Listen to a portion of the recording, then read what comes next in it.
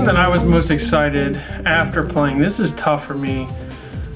I really like Star Wars, the LCG by Fantasy Flight. Yeah. I was such a huge junkie, I guess you would say, of the old Decipher Star Wars CCG back in the day.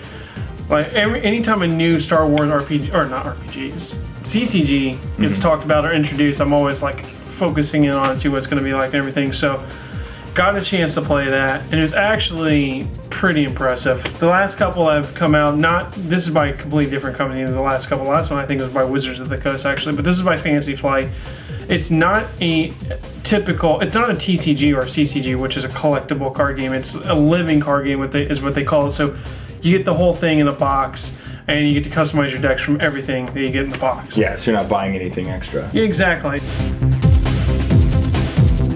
Honestly, probably one of the things that I didn't actually buy, I was really on the fence about it the whole time.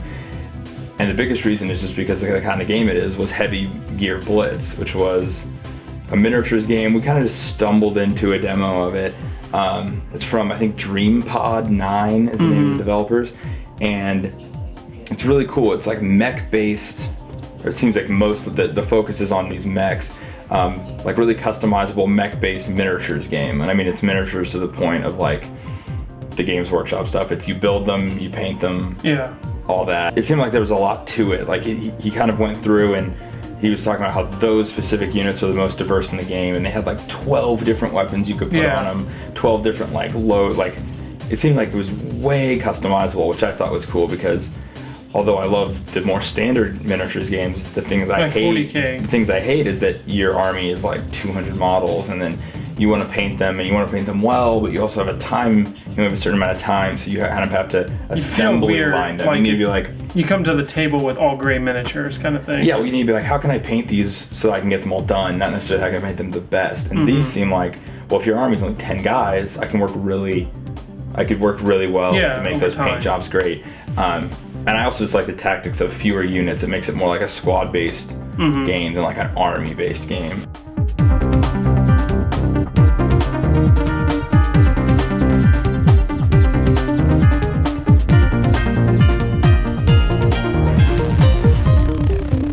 For me, the general kind of overarching highlight, I guess, of the whole thing was actually getting to talk to the people who made the games.